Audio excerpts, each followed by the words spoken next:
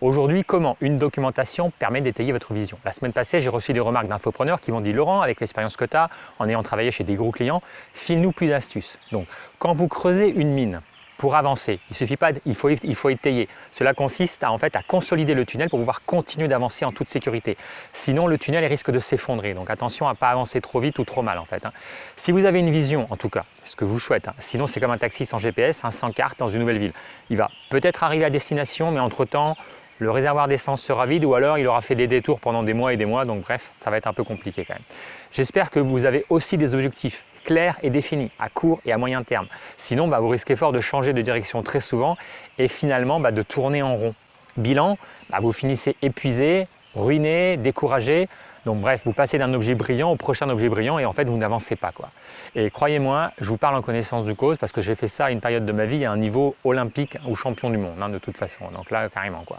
Alors actuellement, dans votre business, les infos sont un peu partout. Vous avez des infos dans des emails, des infos dans votre tête, vous avez des post-it, vous avez une doc online plus ou moins, vous avez un cahier ou un carnet, etc. Bref, il y en a partout.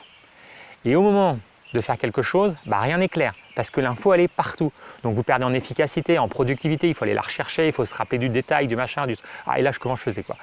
Imaginez un cuisinier qui veut faire un repas 3 étoiles. Alors j'espère que vous visez les 3 étoiles dans votre business, pas forcément le 5, parce que vu la concurrence, si vous visez le petit snack de quartier, il va falloir vraiment vous trouver une niche ultra spécifique pour pouvoir vous en sortir, car le snack de quartier, lui, peut jouer sur la proximité géographique, c'est son principal avantage.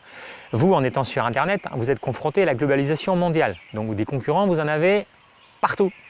Donc imaginons le cuisinier, il a une liste de courses, mais il en a un peu partout, un peu dans sa tête, un peu sur un post-it, un peu dans un cahier, un peu dans un email. Il a des ustensiles aussi. Alors certains, ils sont chez lui, puis certains, ils sont dans le resto, puis certains, il les a prêtés. Et puis pour les recettes, il en a un peu dans sa tête, dont plusieurs livres, et puis aussi dans certains qu'il a prêtés, et puis bref, il y en a un peu partout. D'autres qu'il a donnés, d'autres qu'il a empruntés à la bibliothèque. Bref, il y en a dans tous les sens. Il n'y a rien de clair, il n'y a rien de précis. Est-ce que vous pensez que ça va être simple pour lui de faire un repas 3 étoiles pour ce soir? Alors, il va peut-être y arriver, plus ou moins bien. Ça va lui demander un effort, à mon avis, gigantesque pour y arriver. Ce n'est pas vraiment ça la clé du succès. Alors peut-être que vous, dans votre business, avec une documentation quasi inexistante, vous êtes un peu dans la même situation.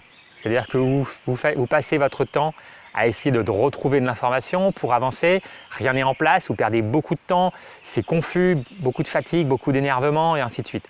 Alors pour gagner en efficacité, une fois de plus, pour ne pas être fatigué, pour ne pas être bloqué par votre plafond de verre, pour être dans un business fluide et non pas lutter en permanence, pouvez-vous mettre en place au niveau de votre documentation? Qu'est-ce que vous allez choisir?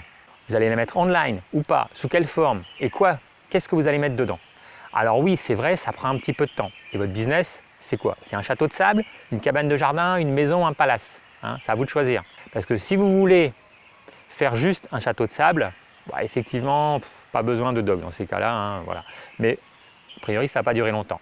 Si vous voulez construire une cabane de jardin, ou mieux, une maison, voire carrément un palace sur le long terme, à un moment donné, la doc va être vraiment utile. Croyez-en mon expérience. C'est toujours un élément fondamental chez tous les gros clients chez qui j'ai travaillé, qui font plusieurs millions de CA. Pour passer à l'étape supérieure, à un moment donné, il faut une doc. Posez vos questions sous la vidéo, j'y répondrai samedi. Si vous avez envie de mettre en place une doc, likez. Si vous êtes convaincu que cela peut améliorer votre business, partagez. Et si vous avez envie d'avoir d'autres astuces pour développer votre business, abonnez-vous à la chaîne. Merci, bonne journée. Abonnez-vous en cliquant sur le rond et sinon il y a 2 autres vidéos ici qui vont certainement vous intéresser. Et voici aussi quelques images de l'île Maurice là où j'habite. Bonne journée.